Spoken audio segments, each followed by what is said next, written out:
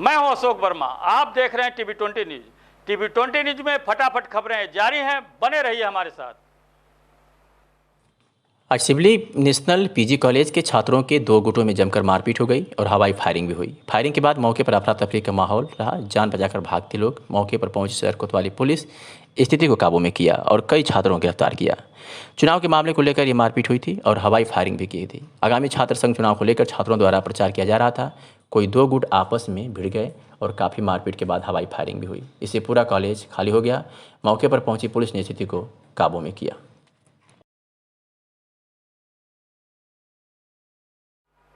सगड़ी तहसील परिसर में मंगलवार को सामाजिक उत्पीड़न विरोधी मोर्चा द्वारा रोजगार को मौलिक अधिकार का दर्जा देते हुए देश के सभी बेरोजगारों को जीवन निर्वहन की गारंटी की मांग करते हुए धरना प्रदर्शन कर उप जिलाधिकारी को राज्यपाल एवं राष्ट्रपति के नाम संबोधित ज्ञापन सौंपकर संगठन के लोगों ने मांग किया कि पूरे देश में जिस तरह से कानून व्यवस्था ध्वस्त हो चुकी है उसे सुधारा जाए एवं गरीब असहाय नौजवान को न्याय दिया जाए। रोजगार के अधिक से अधिक अवसर दिए जाएँ। कमजोर वर्ग को स्वास्थ्य, शिक्षा, रोजगार की गारंटी दी जाए। गरीब किसान, मजदूर एवं कमजोर वर्ग आदि को बेहतर प्रबंधन कर पोषण युक्त भोजन दिया जाए एवं हाथरस में जिस तरह से कृत्य अधिकारियों कर्मचारियों द्वारा आरोपियों के परिजन से मिलकर किया गया, ऐसे अधिकारियों को सख्त से सख्त सजा दी जाए। सामाजिक उत्पीड़न विरोधी मोर्चा के सह संयोजक डॉक्टर रविंद्र राय आपके सामने हैं। हम लोग आज ये धरना आयोजित किए हैं जो देश की प्रमुख समस्याएं हैं उनको लेकर के। इसमें जो शिक्षा का निजीकरण हो रहा है, तमाम जो हमारे सार्वजनिक क्षेत्र हैं उनका निजीकरण हो रहा है, जो गरीब वर्ग को शिक्षा से और तमाम रोजगार से वंचित करने की योजना हो रही है, जो रेप पीड़िताओं को न्याय नहीं मिल रहा है और हमारे देश में जो अभिव्यक्ति की स्वतंत्रता का हनन हो रहा है, उन तमाम मुद्दों को लेकर के और लोकल भी समस्याएं हैं जैसे बाढ़ पीड़िता की समस्या है, यहाँ बाढ़ पीड़ितों की समस्या है, सड़क की समस्या है जो बिलरियागंज से रौना पार की, और बहुत सारी समस्याएँ हैं। यहाँ पर क्षेत्रीय स्तर पर भी जो रेप हुए हैं उनको रोकने के लिए भी हम लोग इस सामाजिक उत्पीड़न विरोधी मोर्चा के तहत आवाज़ बुलंद करने के लिए आज सगड़ी तहसील पर आए हैं। जिस तरह की समस्याएं हैं इससे हमारा संबंध है और हम सरकार से मांग करते हैं कि जो भी घटनाएं हो रही हैं देश के अंदर, चाहे वो रेप के संबंध में हो, चाहे वो शिक्षा के संबंध में हो, चाहे वो चिकित्सा के संबंध में हो, सारा जो कुछ हो रहा है ये गरीब वर्ग के अहित में हो रहा है और पूंजीपतियों कंपनियों के इशारे पर हो रहा है। इसको बंद करने की कोशिश कीजिए। हम सामाजिक उत्पीड़न विरोधी मोर्चे के संयोजक हैं, साथ में ये सह संयोजक डॉक्टर रविंद्र राय जी हैं जो माल तारीख के भूतपूर्व प्रिंसिपल भी हैं और सामयिक कार्यवाह के संपादक हैं। कि हम लोग जो है देश में जो हो रहा है, जो कानून व्यवस्था घुस हो गई है, रेपिस्टों को जो है कि सरकारी संरक्षण मिल रहा है, अपराधियों का संरक्षण मिल रहा है और ये जो अपराधी थाने में बैठ करके जो है पीड़िता को उल्टे डांटते हैं और ये जो है पुलिस उसकी संरक्षण करती है। पूरा का पूरा देश जो है कानून व्यवस्था से ध्वस्त हो गया है। यहाँ इस देश में जंगल राज हो गया है और पूरे जन विरोधी नीतियाँ यहाँ पर लागू की जा रही हैं। यहाँ किसानों की बात नहीं सुनी जा रही है, छात्रों को जो है कि शिक्षा से वंचित करने की साजिश हो रही है, समाज के कमजोर लोगों को जो है मनुस्मृति के हिसाब से शिक्षा से दूर रखने की साजिश हो रही है। जीरो बैलेंस पर जो एडमिशन हो रहा था उसे रोक करके कमजोर वर्ग के लोगों को शिक्षा से वंचित किया जा रहा है। और ये जो बाढ़ पीड़ित जो लोग देख रहे हैं 80% किसानों का जो है खेती नुकसान हो गई है और बाढ़ में सारे उनके खेत सत्यानाश हो गए हैं। उनका जो है प्रतिपूर्ति के लिए कोई सरकार सोच नहीं रही है। उनके लिए हम आंदोलन कर रहे हैं, उनके लिए लड़ रहे हैं। और एक बात और भी हम बता दें, जो रेप पीड़िता हैं जो हाथरस से हाथरस की बात देखी जा रही है, हाथरस में जितना घिनौने तरीके से उस गरीब महिला के साथ अत्याचार किया गया और उसको जो है तथ्य को छिपाने के लिए नीचे से ऊपर तक शासक वर्ग जो है साजिश के तहत जो है। आज नगर पालिका परिषद में मंडलायुक्त के द्वारा किया गया औचक निरीक्षण में काफ़ी कामयाबी मिली, जिसको देखते हुए मंडलायुक्त ने ईओ नगर पालिका परिषद को निर्देशित किया कि इन सभी कमियों को तुरंत निपटाया और जो भी कर्मचारी बिना मास्क के पाए जाते हैं तो उनके विरुद्ध कानूनी कार्रवाई की जाए और 500 रुपये का जुर्माना भी लगाया जाए। जिसमें एक कर्मचारी के द्वारा मास्क नहीं, उनके विरुद्ध कानूनी कार्रवाई की गई और 500 रुपये का चालान भी किया। इसी दौरान मंडलायुक्त के आदेश द्वारा निर्माण विभाग में भी औचक निरीक्षण किया गया, जिसमें कमियां पाई गई। ईओ को निर्देशित किया गया कि सभी कमियां को खत्म करें, नहीं तो आपके विरुद्ध कार्रवाई की जाएगी। वहीं नगर पालिका परिषद के सभासदों द्वारा व्याप्त भ्रष्टाचार और अनियमितता को लेकर लगातार शिकायत करने के बावजूद कोई कार्रवाई नहीं हुई।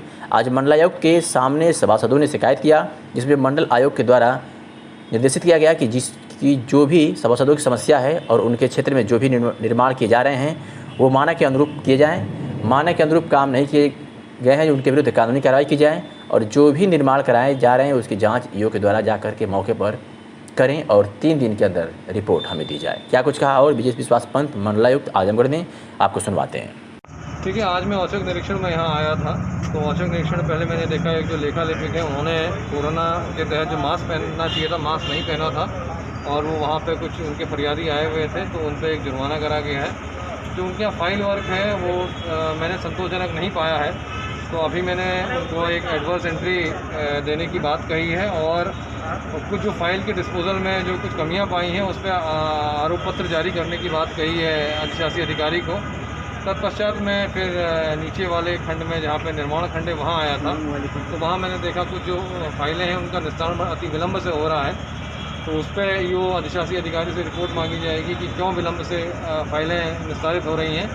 फिर कुछ निर्माण कार्यों की मेरे पास शिकायत आई हुई है कि यह निर्माण कार्य अच्छी क्वालिटी के नहीं हैं जो सभासद गणों ने मुझे दी हैं। एक दो निर्माण कार्य मैंने भी चयनित करे हुए हैं जिसकी जांच होगी। पहले मैं इनसे ईओ से इसकी रिपोर्ट लूँगा और इसमें अगर मैं संतुष्ट नहीं होता हूँ, मैंने आज ही ईओ से कह रखा है कि आज उसमें जाके शाम तक मुझे रिपोर्ट देंगे, तो मुझे संतोषजनक नहीं अगर प्रतीत होती है तो मैं एक जिला स्तरीय टीम का गठन करके इन निर्माण कार्यों की जाँच कराऊँगा। लेखाधिकारी क्या नाम है सर जिनके खिलाफ कार्रवाई की संस्तुति? उत्तम कुमार मिश्रा। सर कार्यालय में भी उत्तम नहीं, वो लेखा लिपिक है ना, उत्तम कुमार मिश्रा जी हैं, तो उनको एडवर्स एंट्री की जाएगी और एक एडवर्स एंट्री और साथ में उनको एक आरोप पत्र भी दिया जाएगा और कामों के। सर कार्यालय में बहुत गंदगी है, इसके लिए क्या निर्देश दिए? कार्यालय में भाई ईओ साहब, अगर आपके कार्यालय में गंदी रहेगी तो कैसे काम चलेगा? मैं 10-15 दिन बाद फिर यहाँ निरीक्षण करने आऊँगा, तो अगर मुझे स्थिति में सुधार नहीं मिलता तो अधिशासी अधिकारी के खिलाफ भी कार्रवाई की। आजमगढ़ के निजामाबाद थाना क्षेत्र के चकिया हुसैनाबाद गांव में सोमवार को हमलावरों ने दिन दहाड़े चाकू से 2 युवकों की हत्या कर दी। हमले में गंभीर रूप से घायल एक युवक को वाराणसी के ट्रामा सेंटर में रेफर कर दिया गया है। हत्या की वजह आपसी रंजिश बताई जा रही है। इस मामले में पुलिस ने 6 लोगों के खिलाफ मुकदमा दर्ज कर बाकियों की गिरफ्तारी के लिए छापेमारी कर रही है। इस बाबत क्या कुछ कहा पुलिस अधीक्षक आजमगढ़ ने, आपको सुनवाते हैं। लगभग 11 बजे थाना निजामाबाद क्षेत्र के चकिया गांव में चाकू लगने से 3 लोग घायल हुए थे, जिसमें बाद में हॉस्पिटल जाने पर 3 लोगों में से 2 लोगों की मृत्यु हो गई थी और एक गंभीर रूप से घायल होकर इलाजरत है। इस प्रकरण में शाम को नामजद एफआईआर वादीगण द्वारा की गई है, जिसमें पूर्व रंजिश और मौके पर बच्चों को खेलने को लेकर हुए विवाद में अभियुक्तों द्वारा जो घायल व्यक्ति हैं उन्हें चाकू मारने की घटना अंकित कराई गई है। इस संबंध में 7 लोग नामजद कराए गए हैं। इनमें से 3 को थाना निजामाबाद पुलिस द्वारा हिरासत में लिया गया है और पूछताछ की जा रही है। शेष अभियुक्तों की गिरफ्तारी के लिए दबिश भेजी गई है और बहुत जल्द गिरफ्तार किए जाएंगे। सुबह इस घटना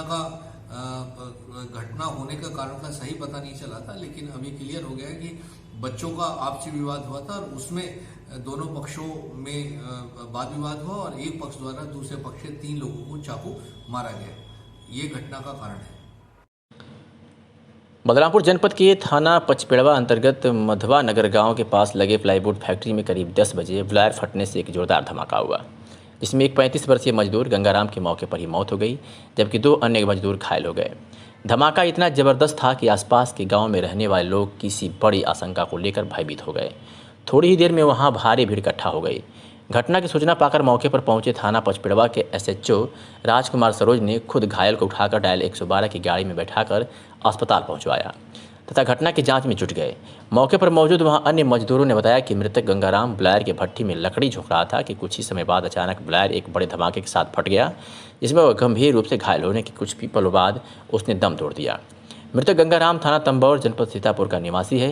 बताया जा रहा है कि प्लाईवुड फैक्ट्री गैसड़ी के पूर्व भाजपा विधायक बिंदुलाल का है, जिसे काफ़ी समय पहले उनके लड़के मंगूलाल ने फैक्ट्री का संचालन करने के लिए जनपद सीतापुर निवासी आरिफ को किराए पर दे दिया था। घटना के बाद फैक्ट्री संचालक आरिफ गायब हो गया, उसका पता नहीं है। यहाँ के साथ स्थानीय निवासी महबूब आलम ने बड़ा आरोप लगाते हुए कहा कि हमने घटना की त्वरित सूचना पुलिस को और 108 नंबर पर जिम्मेदार अधिकारियों को दे दिया था, परंतु समय पर न तो पुलिस पहुंची और न ही एम्बुलेंस, जिससे घटनास्थल पर ही घायल की मौत हो गई।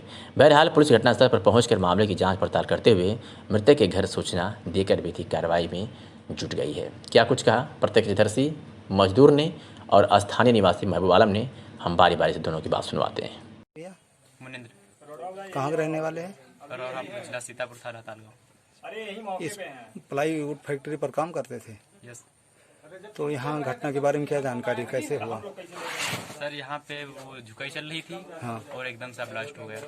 अच्छा, बॉयलर में ब्लास्ट हो गया अचानक। कितने लोगों को चोट आई? 3 लोगों को। अच्छा, 3 लोग, 2 लोग ज़्यादा सीरियस है, 1 लोग कम। अच्छा, एक आदमी एक्सपायर भी हो गया सुनने में आ रहा है। हाँ, नहीं सर, मैं नहीं, काफ़ी वो डैमेज हो गया। घायल था। हाँ। घटना लगभग 10 बजे के सुबह टाइम का है। मैं गणेशपुर जा रहा था, मधुआ नगर गांव के करीब पहुंचा तो यहाँ एक विस्फोट हुआ। तो उस विस्फोट को देखा, आसमान से 2 टुकड़ा उड़ता हुआ नजर आया। कहना क्या चाहते हैं इस मामले कहना ये चाहता हूँ कि मैंने इसकी सूचना है फौरन जो है, हाँ। जो पचवड़ा को दी, हाँ। जो फोन नहीं उठाया। हाँ। और उसके बाद हमने 108 नंबर को सूचना दी। हाँ। 108 नंबर आने में यहाँ 1 घंटा लगा जाता है। हाँ। अगर ये फौरी इसकी यहाँ जो है सहायता मिल जाती। हाँ। नाम है आपका? राहुल प्रकाश। यहाँ इस प्लाईवुड फैक्ट्री काम करते हैं? जी हाँ। अभी ये घटना हुआ जो ये घटना हुई, हाँ बताइए क्या मामला है? बजे हुई। झुकाई कर रहे थे 15 मिनट 20 मिनट पहले से। हाँ। जो आदमी झुकाई कर रहे थे, विस्फोट हुआ जब, तो आदमी मान लो झुकाई कर रहा था, बॉयलर में विस्फोट हुआ, घायल हुआ, उसके बाद एक्सपायर हो गया एक आदमी। जनपद बलरामपुर के थाना पचपेड़वा के एक ग्राम में माधव नगर सेमरहना में एक प्लाईवुड फैक्ट्री में आज सुबह बॉयलर के फटने से एक दुर्घटना हो गई। इस बॉयलर के फटने में प्लाईवुड फैक्ट्री में काम करने वाले 2 जो श्रमिक थे, एक गंगाराम और एक हारून, ये दोनों लोग बुरी तरह से घायल हो गए। दोनों को तत्काल उपचार के लिए ले जाया गया तो अस्पताल में गंगाराम की मृत्यु हो गई और जो दूसरा श्रमिक है हारून, उसकी हालत काफ़ी गंभीर है। इस प्रकरण में पुलिस ने पूरी छानबीन करके आगे कार्रवाई की है। पोस्टमार्टम की प्रक्रिया इसमें आगे की जा रही है और आगे विधिक कार्रवाई जारी रहेगी। आज नगर पालिका परिषद में संविदा सफाई कर्मियों ने हंगामा किया है। 3 महीने से वेतन न मिलने से परेशान संविदा कर्मियों ने हड़ताल किया और कहा कि जब तक वेतन नहीं मिलेगा तब तक हम लोग काम नहीं करेंगे। तो वही काफ़ी वार्ता के बाद भी मानने को तैयार नहीं है सफाई कर्मी। उनकी मांग है कि जब तक हमारा 3 महीने का वेतन नहीं मिलेगा तब तक हम लोग शहर में सफाई कार्य नहीं करेंगे और हड़ताल पर रहेंगे। तो वही ईओ के आवास के सामने ही धरना प्रदर्शन पर बैठ के सफाई कर्मी, वही नगर पालिका परिषद शुभनाथ के द्वारा बताया गया कि हम 1 महीने का वेतन दे रहे हैं और दूसरे महीने का वेतन पैसा आने के बाद दिया जाएगा। क्या कुछ कहा सफाई कर्मियों के नेता ने, सुनवाते हैं आपको। मोहम्मद अफजल नाम है। क्या करते हो? ठेके पे काम करते हैं, कूड़े उठाते हैं, जो कि हम लोग की 3 महीने की तनख्वाह रेगुलर बाकी है। 4था महीना चल रहा है, हम लोग एकदम भूखों मर रहे हैं। इनसे उनसे पैसा मांग रहे हैं, किराने वाले से मांग रहे हैं गल्ला पताई, तो गल्ला भी नहीं दे रहा है। मकान मालिक किराए के लिए बोलती है हमेशा। अब कैसे हम लोग किया जाए, इसलिए आज हम लोग देखते हुए स्थिति हड़ताल पे बैठे हैं। पैसा मिलेगा तो काम होगा, नहीं मिलेगा तो नहीं होगा। इसी तरह हड़ताल जारी रहेगा। हमारा नाम काशीराम वाल्मीकि, मैं संगठन का उपाध्यक्ष और कार्यवाहक अध्यक्ष दोनों पद पर काम करता हूं। अच्छा, आज किस मांग को लेकर हड़ताल पे आप लोग? ये कर्मचारी है जो ठेका कर्मचारी हैं, इनका 3 माह का वेतन अधिशासी अधिकारी द्वारा नहीं दिया गया है और ये 4था महीना चल रहा है। इनको वेतन देने का कोई विचार नहीं बन रहा है। इसलिए त्यौहार को देखते हुए 3 माह कैसे अपना बच्चों को लेकर के खा पी रहे हैं। दुकान से ये पैसा मांग मांग करके अपने बच्चों का खर्च चला रहे हैं। ये स्थिति है नगर पालिका का। जो भी ग्रांट का पैसा आता है, राजभीत का पैसा आता है, मतलब इधर तो 2 महीने से शासन से ही कम आ रहा है, लेकिन बराबर पैसा आया है। जबकि 40 लाख 50 लाख 60 लाख बचता है, न तो रिटायर कर्मचारियों को दिया जाता है, न ही इन ठेका कर्मचारियों को दिया जाता है। इस माह का कर्मचारियों का पीएफ रोक करके ठेकेदार को पेमेंट कर दिया जाता है और कर्मचारियों का वेतन रोक के निर्माण विभाग के ठेकेदार को पेमेंट कर दिया जाता है, लेकिन कर्मचारियों का पैसा नहीं। रिटायर कर्मचारी मरता चला जा रहा है, उनका पैसे का भुगतान नहीं किया जा रहा है। यह स्थिति नगर पालिका में भ्रष्टाचार अधिशासी अधिकारी द्वारा किया जा रहा है। इन्हें तत्काल मैं मांग करता हूँ अधिशासी जिलाधिकारी और मंडल आयुक्त महोदय से कि इस पर तुरंत जाँच बैठा करके जाँच करा करके इन कर्मचारियों को न्याय देने का काम करें। जिला कांग्रेस कमेटी के अध्यक्ष प्रवीण कुमार सिंह के नेतृत्व में निजामाबाद तहसील के खरेवा ग्राम के वनवासियों मुसहर जात लोगों की आबादी स्थित जमीन को अन्य ग्राम सभा के लोगों के नाम से पट्टा कर वनवासी लोगों के मकान को प्रशासन द्वारा ध्वस्त करने के विरोध में कांग्रेसियों ने जिला कांग्रेस कार्यालय से जुलूस निकाला और नारेबाजी करते हुए वरिष्ठ पुलिस अधीक्षक कार्यालय होते हुए जिलाधिकारी कार्यालय पहुंचकर धरना दिया और 4 सूत्रीय ज्ञापन जिलाधिकारी आजमगढ़ को सौंपा। जिलाध्यक्ष प्रवीण कुमार सिंह ने कहा कि वर्तमान सरकार में दलितों महादलितों के ऊपर लगातार अत्याचार बढ़ रहे हैं। दलितों की हितैषी बनने वाली बीएसपी सुप्रीमो बहन मायावती शांत है। आगे जिलाध्यक्ष ने कहा कि ग्राम पंचायत खरेवा ब्लॉक मिर्जापुर तहसील निजामाबाद जिला आजमगढ़ में वनवासी लोगों का पुश्तैनी मकान है, जिसमें 5 पीढ़ियों से उपरोक्त लोग निवास कर रहे हैं, जिसमें कुछ मकान आवास योजना के अंतर्गत भी निर्मित हैं। उपरोक्त स्थान का पट्टा दूसरे गांव के लोगों को अवैधानिक तरीके से कर दिया गया है, जिसमें से प्रशासन वनवासी समाज के कुछ लोगों के मकान का ध्वस्तीकरण कर चुका है। कांग्रेस पार्टी मांग करती है कि तत्काल वनवासी समाज के लोगों के मकान का ध्वस्तीकरण रोका जाए, उनके ध्वस्त किए गए मकानों का मुआवजा तत्काल दिया जाए, दूसरे गांव के लोगों को किया गया जमीन का पट्टा तत्काल निरस्त किया जाए, दोषी अधिकारियों कर्मचारियों के विरुद्ध जांच कर तत्काल आवश्यक कार्रवाई की जाए। मांगे पूरी न होने की दशा में कांग्रेस पार्टी बड़े आंदोलन के लिए बाध्य होगी। आजकल विनय प्रकाश गुप्त बिहार के मधुबनी जिले में चुनाव प्रचार में जुटे हुए हैं। बता दें कि बेनीपट्टी विधानसभा के प्रवासी हैं, जिन्होंने अपने अथक मेहनत और सूझबूझ के प्रबंधन नियोजन से मधुबनी की बेनीपट्टी विधानसभा को व्यवस्थित करते हुए प्रथम मिलन में अपने प्रत्याशी विनोद नारायण झा को मिलकर चुनाव के समस्त परिस्थितियों से अवगत कराया है। इस मौके पर बिहार सरकार में मंत्री और बेनीपट्टी के प्रत्याशी विनोद नारायण झा ने विनय प्रकाश गुप्त के प्रति अपना आभार और कृतज्ञता प्रकट किया है।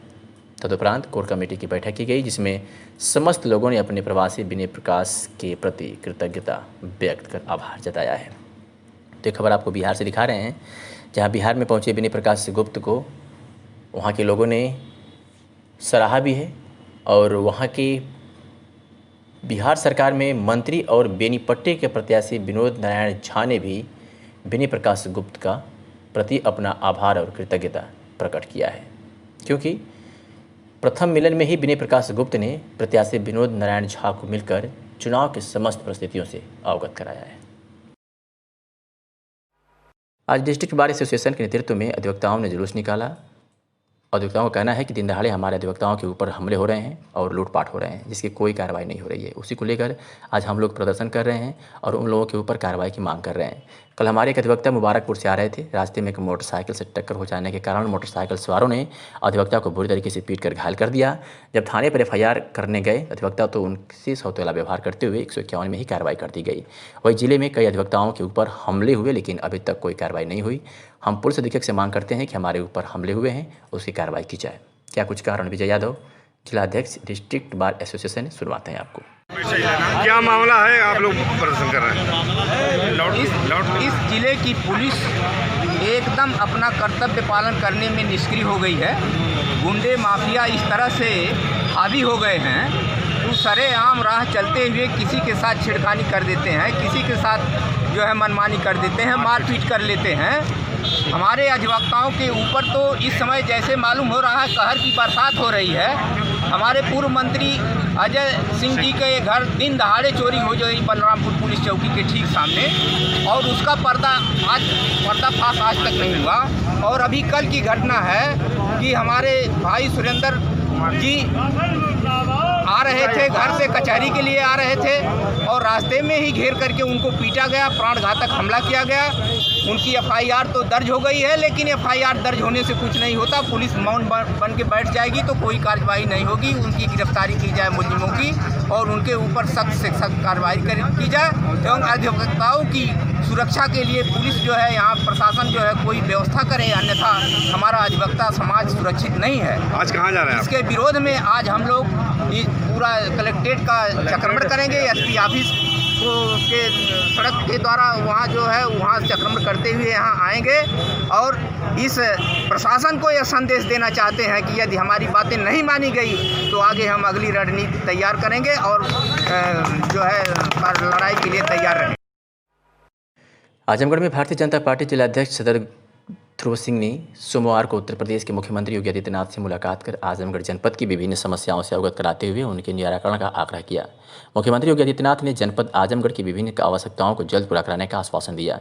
जिलाध्यक्ष आजमगढ़ सदर ध्रुव सिंह ने मुख्यमंत्री योगी आदित्यनाथ को जनपद आजमगढ़ की विभिन्न समस्याओं से अवगत कराते हुए कहा कि जनपद आजमगढ़ के किसानों के हितों को देखते हुए विधानसभा मेहनगर एवं विधानसभा लालगंज के मध्य विकासखंड पलाना में एक कृषि मंडी की स्थापना और विधानसभा गोपालपुर और विधानसभा सगड़ी के मध्य विकासखंड बिलैयागंज में एक कृषि मंडी की स्थापना कराने, तहसील सगड़ी एवं तहसील मेहनगर में नगर में एक केंद्रीय विद्यालय की स्थापना कराने, विधानसभा मुबारकपुर एवं विधानसभा भोपालपुर में एक इंजीनियरिंग कॉलेज की स्थापना कराने, विधानसभा मेहनगर एवं विधानसभा सगड़ी में एक बालिका विद्यालय की स्थापना कराने की और साथ ही गाजीपुर तक मसीरपुर लालगंज से गाजीपुर तक जाने वाली बेसू नदी की खुदाई करवाने सहित कई निर्माण कार्यों का करवाने का आग्रह किया। आजमगढ़ में फेसबुक पर अमर्यादित पोस्ट को लेकर क्षत्रिय महासभा ने एसपी कार्यालय पर पहुंचकर जमकर प्रदर्शन किया। इस दौरान पुलिस के साथ हल्की झड़प भी हुई। आपको बता दें कि फेसबुक पर क्षत्रिय समाज की महिलाओं को लेकर एक अमर्यादित पोस्ट की गई थी, जिसको लेकर क्षत्रिय महासभा के लोगों में आक्रोश देखने को मिला और नारों के साथ क्षत्रिय महासभा का एक गुत्था एसपी कार्यालय पर पहुंच गया और जमकर प्रदर्शन किया। आपको बता दें कि आक्रोशित क्षत्रिय समाज के लोग पुलिस अधीक्षक कार्यालय पहुंचकर रोष प्रकट किया। इस दौरान उनकी पुलिस के साथ झड़प भी हुई, जिसके बाद पुलिस ने एफआईआर दर्ज कर उचित कार्रवाई का आश्वासन दिया, जिसके बाद ये प्रदर्शन समाप्त हुआ।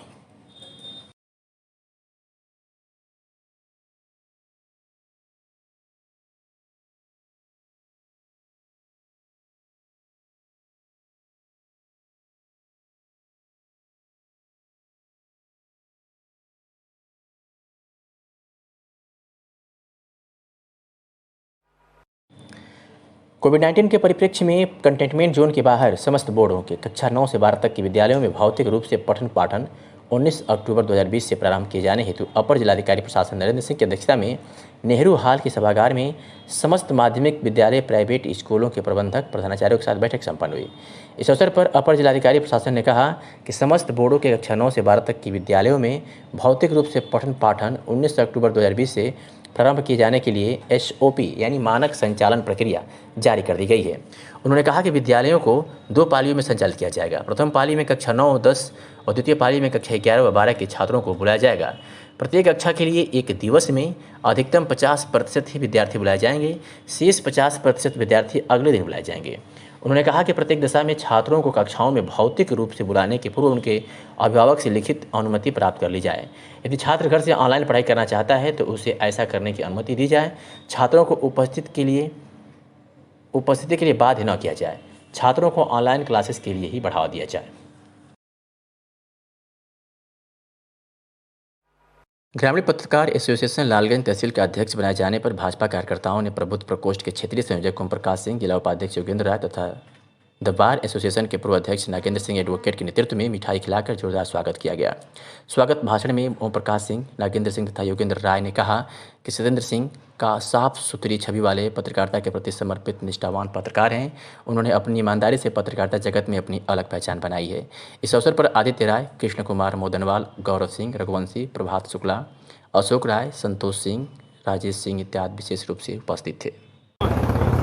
आज ग्रामीण पत्रकार एसोसिएशन लालगंज इकाई द्वारा जो एसोसिएशन के अध्यक्ष पद का मनोनयन हुआ, ये बहुत ही क्षेत्र की जनता के लिए, यहाँ के सभी सामाजिक और राजनीतिक कार्यकर्ताओं के लिए ये बहुत ही सुखद संदेश प्राप्त हुआ।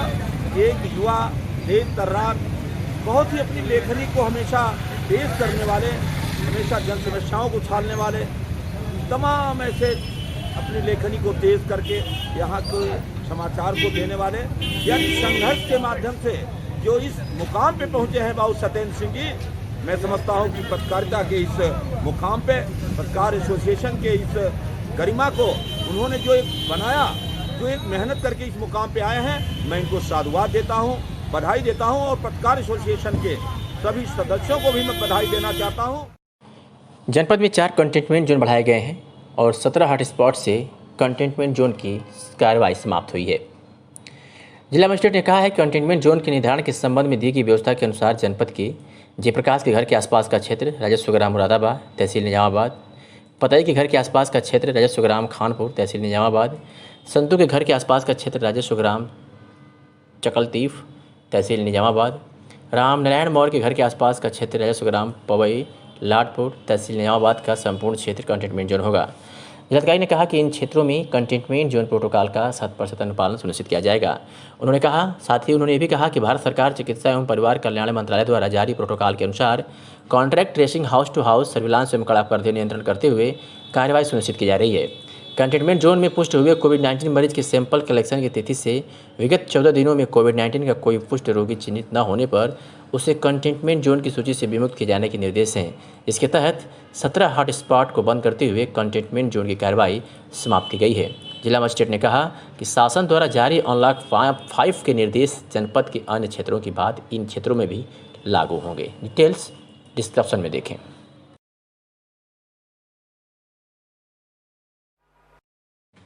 आजमगढ़ जनपद के थाना जहानागंज क्षेत्र में 2 पक्षों के बीच जमीन को लेकर विवाद हो गया, जिसमें